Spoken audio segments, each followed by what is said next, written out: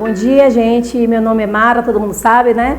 Professora de matemática. A aula hoje é para o 7º ano, uma revisão de circunferência e também uma revisão de números inteiros. Vamos trabalhar um pouquinho com números inteiros, expressões numéricas, né? Para revisar, para que vocês possam fazer a atividade avaliativa da semana do dia 27, certo? Vamos começar aqui com a circunferência, né? Lembrando que circunferência é diferente de círculo, que circunferência, como eu expliquei na aula passada, é o contorno, né? Uma linha curva que se fecha, que vai formar a circunferência. Já o círculo é toda a região interna, né? Aquela parte toda interna. Quando a gente fala de círculo, a gente se refere à área. Quando a gente fala de circunferência, a gente se refere a comprimento. E nesse capítulo 4 do livro de vocês, que vai ser cobrado na avaliação, diz respeito a comprimento de circunferência, né?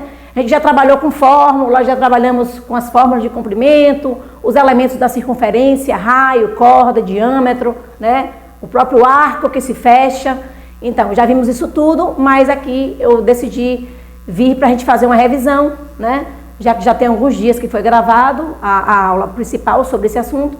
Aqui nada mais é que uma revisão para você fixar e tirar as dúvidas pendentes que tem por aí, tá certo? Aqui a gente começa com essa questão de praça circular. Praça circular, logicamente, dá a ideia de circunferência, né? Digamos que essa seja a praça circular, né? O raio é um elemento dessa circunferência. Aqui a gente tem o centro, aqui a gente tem o raio, e eu disse que o raio tinha 40 metros, certo? 40 metros.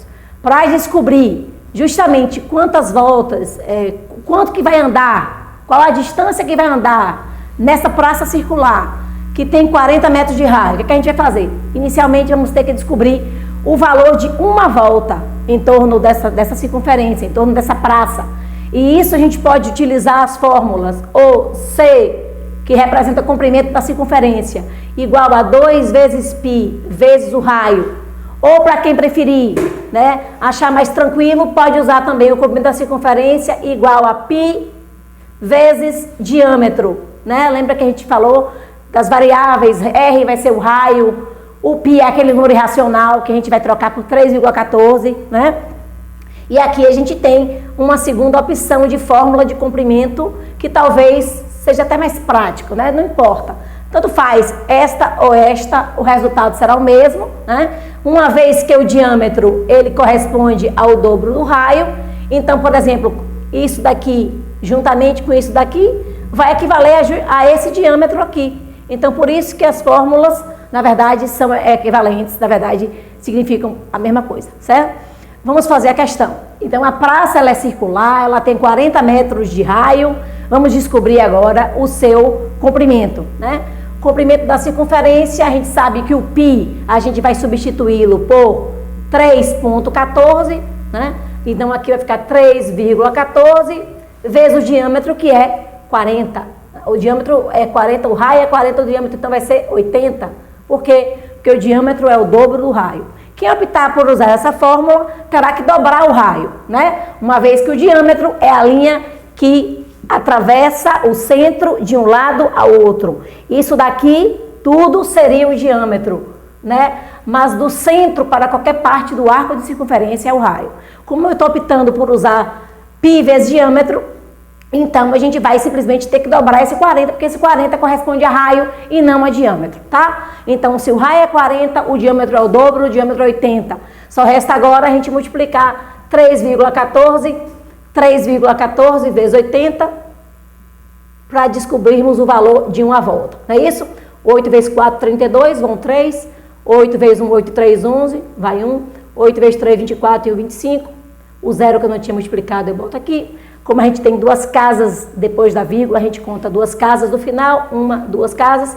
Então, 251,20 é o valor de uma volta em torno dessa praça.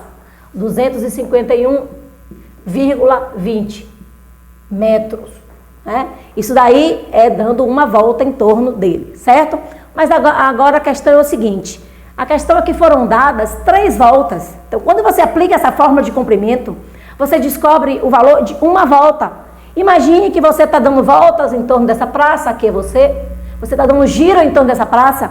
Quando você aplica uma dessas duas fórmulas, que eu disse que dá no mesmo, você encontra o valor equivalente a uma volta. tá? Mas a questão é clara quando ela diz que a pessoa vai dar 3 voltas. Então, serão 3 voltas. Então, para responder a questão, essa ainda não é a resposta.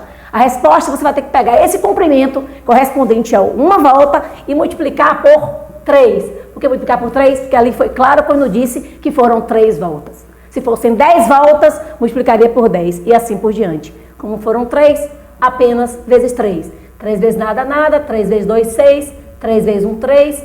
3 vezes 5, 15. Vai 1. 3 vezes 2, 6 e 1, 7. Então, conferindo, 3 vezes nada, nada. 3 vezes 2, 6. 3 vezes 1, 3. 3 vezes 5, 15. Vai 1. 3 vezes 2, 6 e 1, 7. 2 casas depois da vírgula, 2 casas aqui. Pronto. Então, essa pessoa vai ter que dar, então, vai ter que andar 753,60 metros em volta dessa praça, correspondente a 3 voltas, ok? Então, poderia usar a primeira fórmula? Com certeza, poderia sim, uma vez que dá no mesmo da fórmula de baixo. É porque tem aluno que gosta mais de usar essa, que acha mais curtinha, né? Tem gente que está mais acostumado com 2πr, que é mais tradicional, mas se é a mesma coisa, uma vez que o diâmetro do raio, tanto faz, né? Então, tanto usando esta fórmula quanto usando essa, o resultado será o mesmo, tá? Vamos lá, gente, vamos agora para a próxima questão, ainda sobre circunferência, né? A questão trata de um marceneiro que vai produzir uma mesa redonda, né? A gente lembra logo de circunferência, a mesa redonda. E nessa mesa, ela tem que acomodar 8 pessoas, sendo que cada pessoa vai ter uma distância, vai ter um espaço para si na mesa de 60 centímetros, certo? Aí eu quero justamente saber qual vai ser o diâmetro dessa mesa que esse marceneiro vai ter que produzir, certo? Ele tem que ter uma ideia, né, de comprimento para ele fazer uma mesa que justamente dê os 60 centímetros para cada pessoa. E uma mesa de 8 lugares, uma mesa redonda, uma mesa circular, certo? Então vamos lá. Então, digamos que aqui seja a mesa, tá? Aqui são as pessoas, a mesa, não é isso? O desenho, desconsidere, que a gente não... Aqui tem 4, 5, 6 pessoas, 7 pessoas, 8 pessoas. 3, 4, 5, 6, 7, pronto. Cada pessoa tem direito a 60 centímetros do espaço dessa mesa. Ora, se são 8 pessoas e cada uma tem direito a 60 centímetros, simplesmente o comprimento dessa circunferência, esse espaço que ela vai ter aqui, vai corresponder ao comprimento da circunferência, da mesa redonda. Então, por exemplo, são 8 pessoas, cada uma tem direito a 60 centímetros de espaço. Então, 80 vezes 60 vai dar um total de 480 centímetros, certo? Isso daí é justamente o comprimento da circunferência. Por quê? Porque é o espaço que elas terão ao redor da mesa. Então, essa curvatura da mesa é justamente o comprimento da circunferência. Então, esse 480 centímetros vai corresponder ao comprimento da circunferência. Então, na hora de jogar na fórmula, por exemplo, comprimento é igual a π vezes diâmetro, o que vai acontecer? Esse 480 ele vai corresponder ao comprimento. Então, a gente vai substituir o comprimento pelo 480. 480 é igual.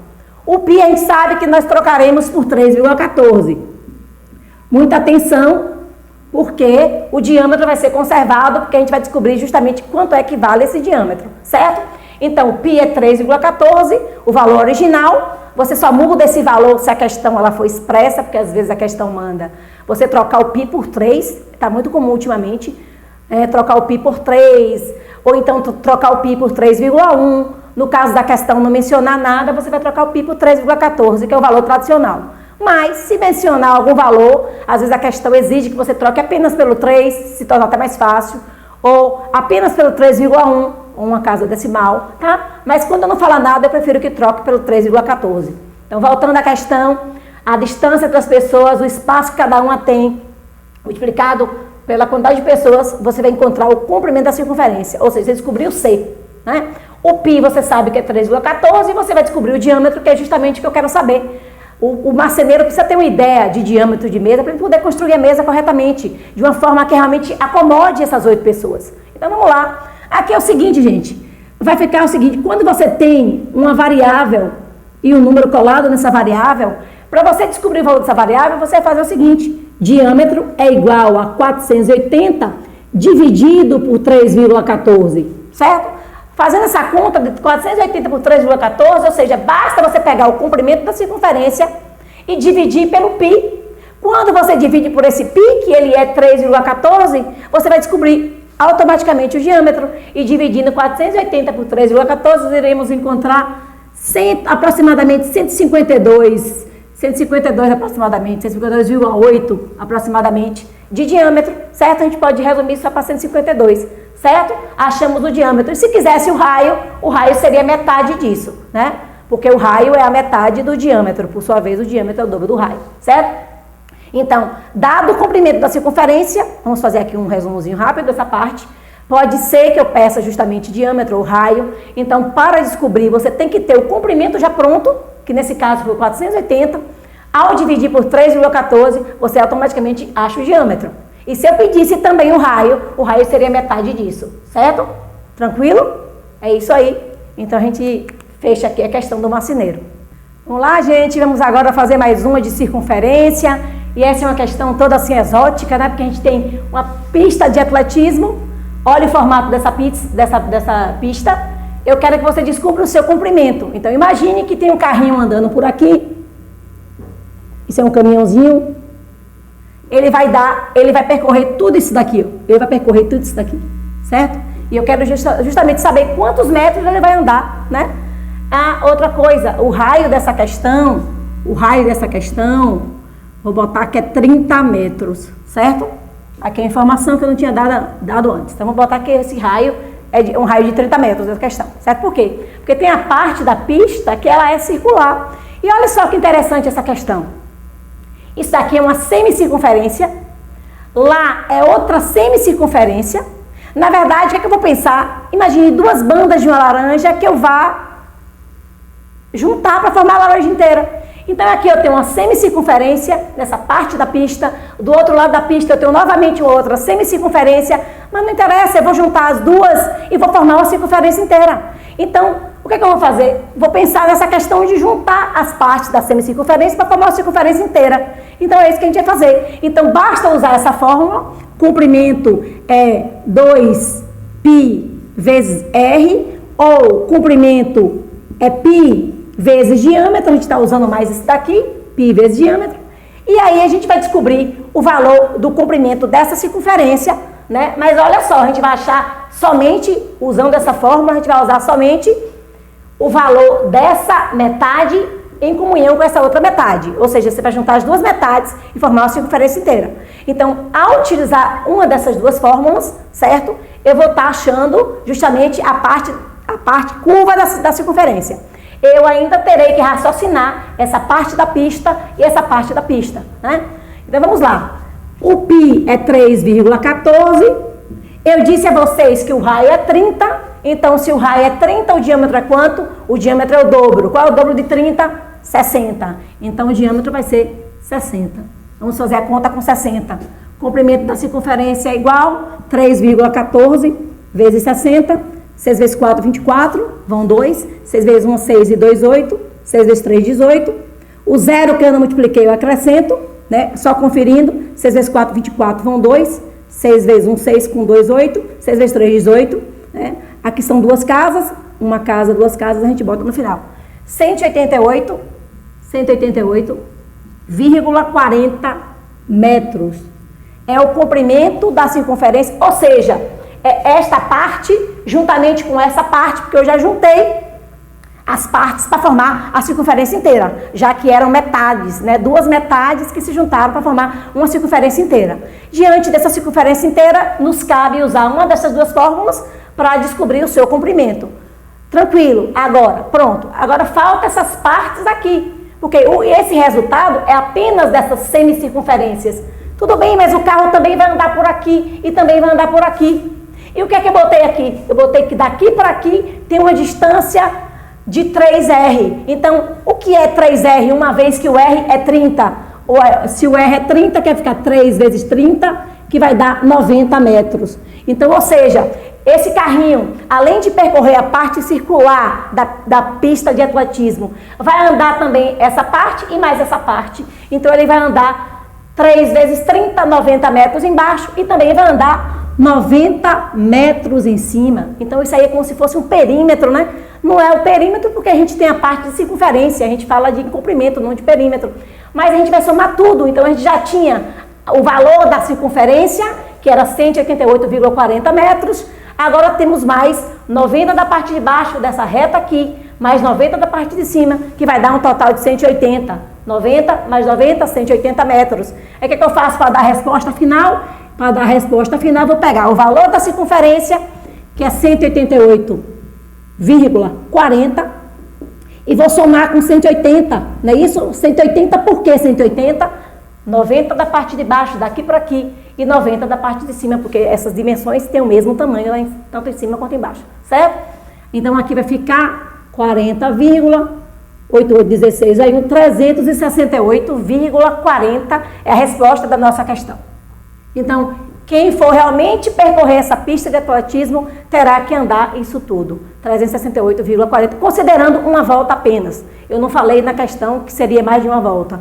Então, quando eu quero o comprimento dessa pista, eu quero o valor dela correspondente a apenas uma volta, né? Então, somamos essa parte que é 90 com essa parte que é 90, acrescentamos 180 e ficou 368,40 de comprimento. Essa é a resposta da questão.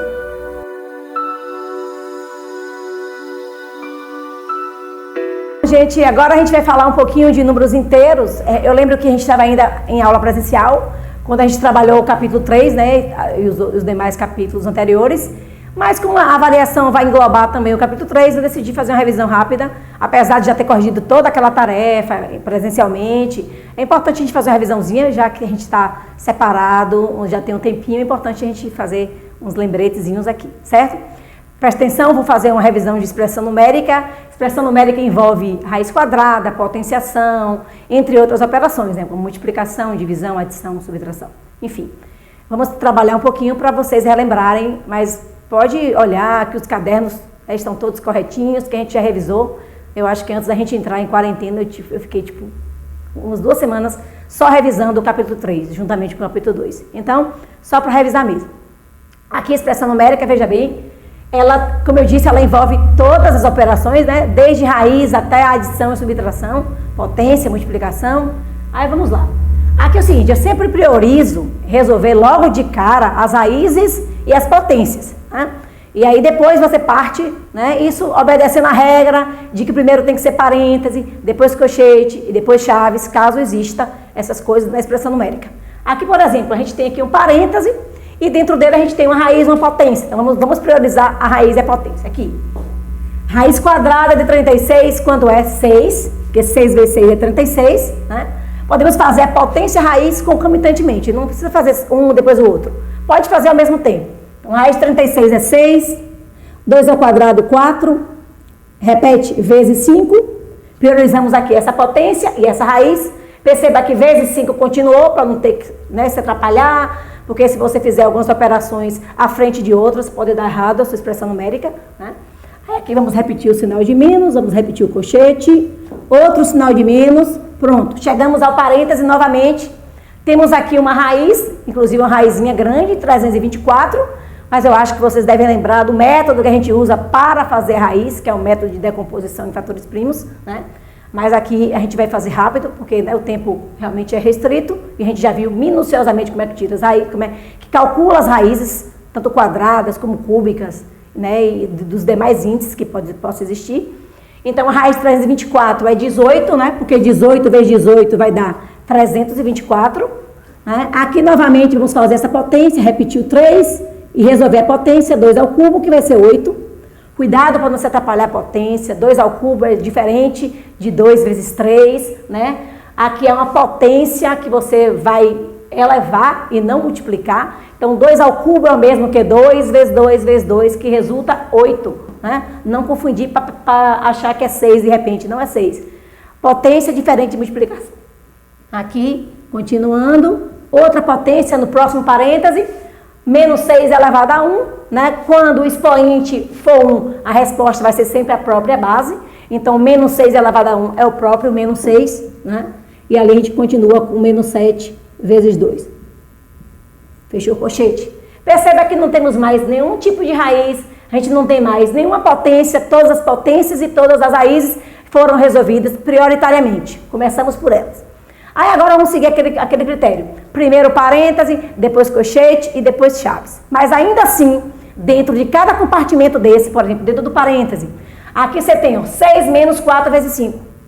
Cuidado para não cometer esse erro de querer resolver a operação que primeiro aparece. Por exemplo, aqui, você não pode fazer inicialmente 6 menos 4. Se você fizer isso, vai estar errado sua conta. Por que vai estar errado? Porque primeiramente tem que ser a multiplicação e a divisão, tá? Então ela é muito mais importante que uma subtração, que uma adição. Então nesse caso, nada de querer fazer 6 menos 4, 2, 2 vezes 5, 10, que vai dar errado. O que é mais importante, fazer essa multiplicação ou fazer isso daqui? É mais importante fazer a multiplicação, então vamos fazer a multiplicação. Repete o 6. Lembrando que multiplicação com números inteiros, tem que tomar muito cuidado com o sinal. Vamos fazer o jogo, menos com mais, quando não tem sinal é positivo, lembra disso? Se não tiver sinal, é positivo. Então, o 5 ele está sem sinal, mas ele é positivo, né? Então, a gente faz o jogo menos com mais, dá menos. 4 vezes 5, 20. Então, aqui fica assim, 6 menos 20, certo? Continuando aqui, sinal de menos, colchete. Outro sinal de menos, chegamos aqui no parêntese, a mesma situação. Uma multiplicação e uma subtração. O que é que eu devo priorizar? Logicamente, é multiplicação. Então, a gente repete o 18, né, para dar prioridade para essa multiplicação. Então, vamos lá. O mesmo jogo do sinal. O 8 sem sinal, ele é positivo, o 3 é negativo, menos com mais dá menos. 3 vezes 8, 24. Fechamos aqui essa parte.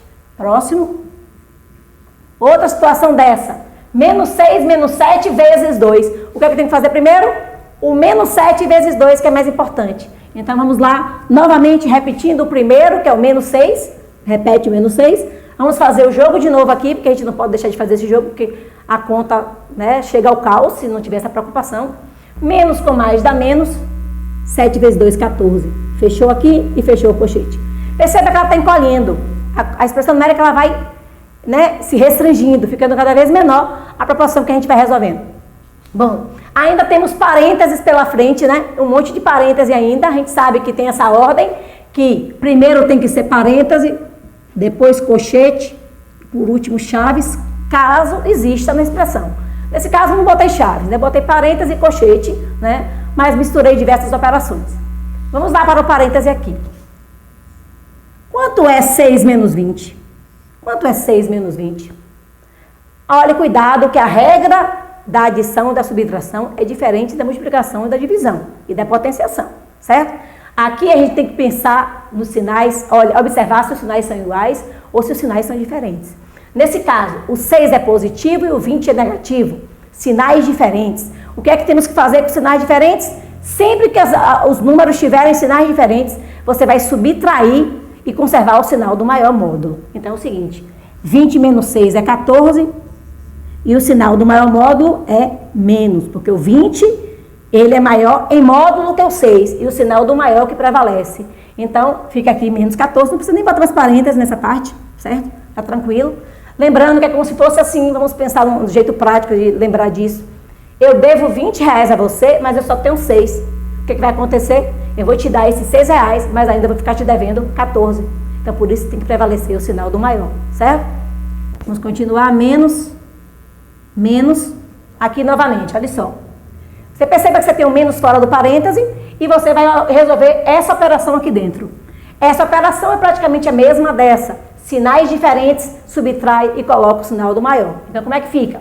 Se esse 18 é positivo, 24 é negativo, eles são sinais diferentes. Então, a gente vai subtrair. 24 menos 18 vai dar? Quanto é? 24 menos 18? Menos 6, não é isso? Aí fica aqui, ó, 24 menos 18 é 6, e o sinal do maior de novo, o 24 em módulo é maior que o 18. Prevalece o sinal do maior, prevalece o menos, certo? Vamos para o próximo parêntese. Aqui novamente, presta atenção. Menos 6, menos 14.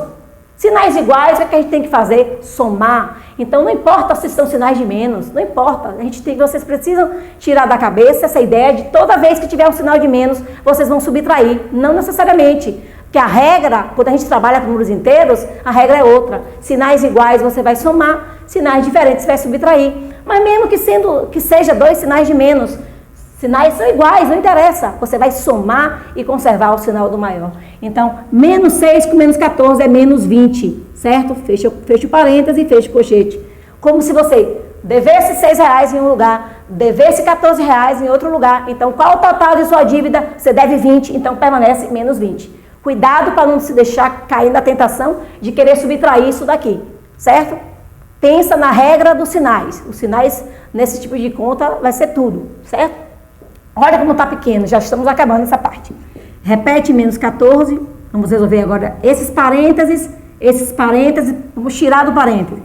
Menos 14, menos colchete, aqui. 2 sinais seguidos, tem que fazer o jogo, isso é como se fosse uma multiplicação, é como se fosse uma distributiva, é como se existisse um oculto aqui. Então a gente faz isso, menos com menos dá mais 6.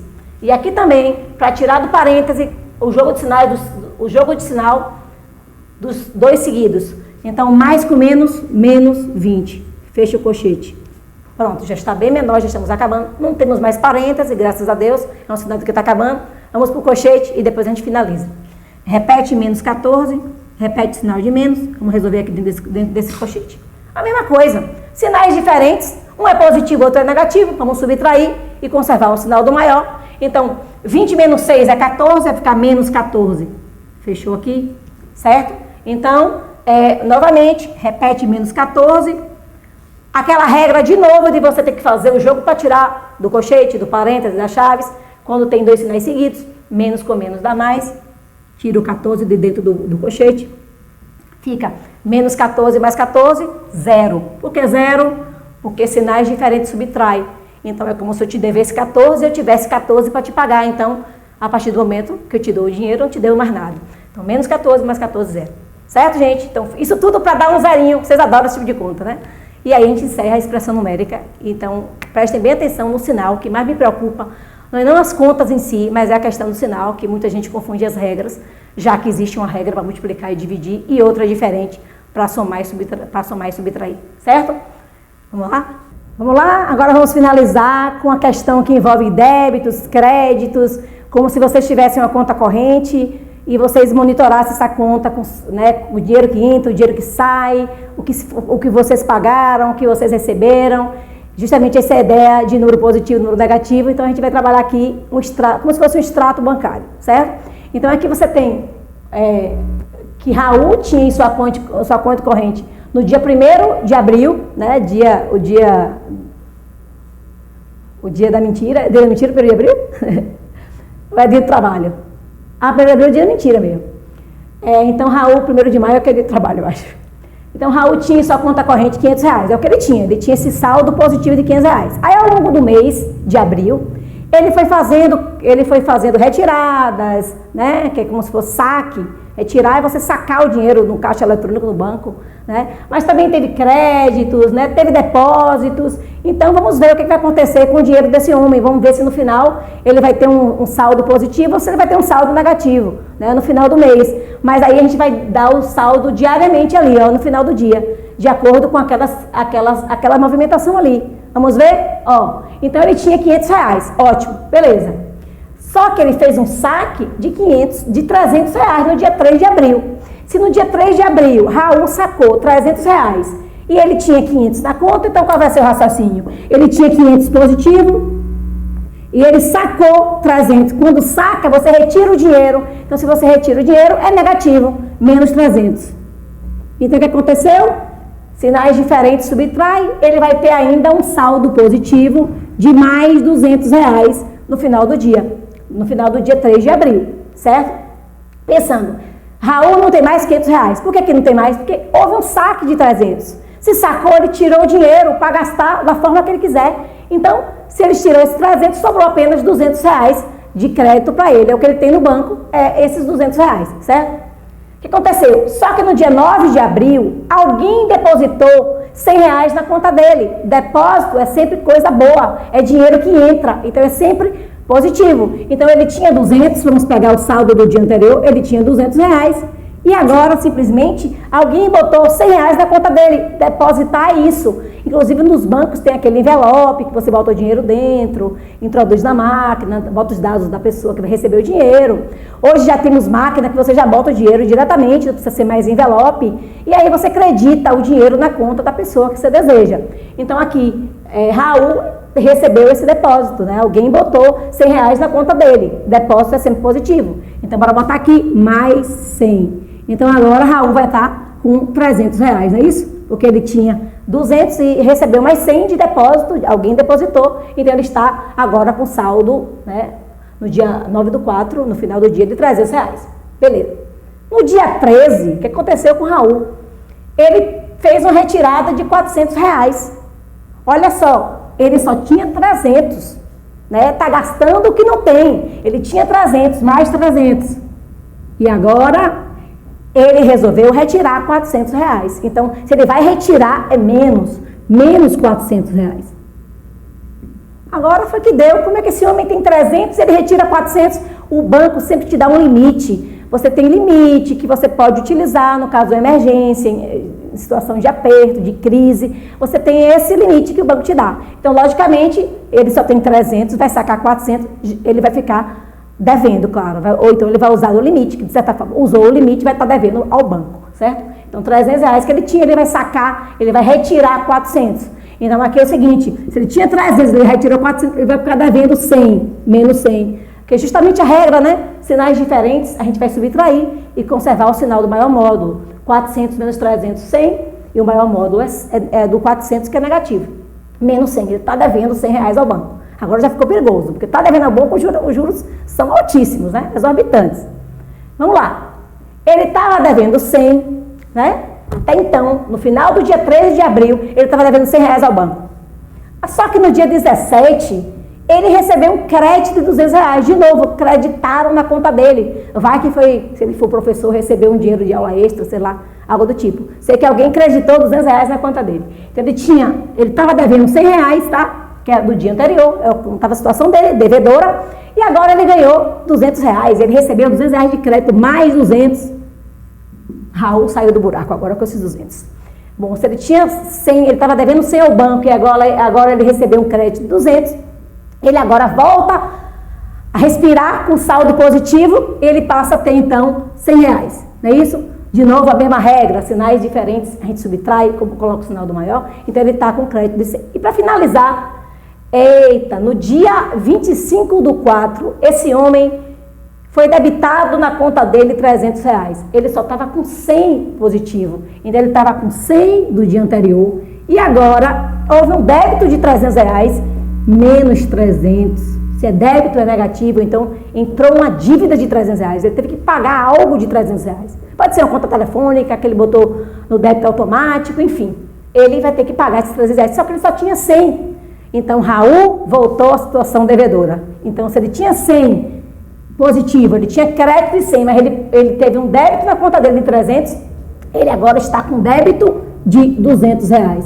e isso é o saldo final do mês de abril da conta de Raul. Ele acabou numa situação um tanto difícil, ele acabou devendo ao banco R$200.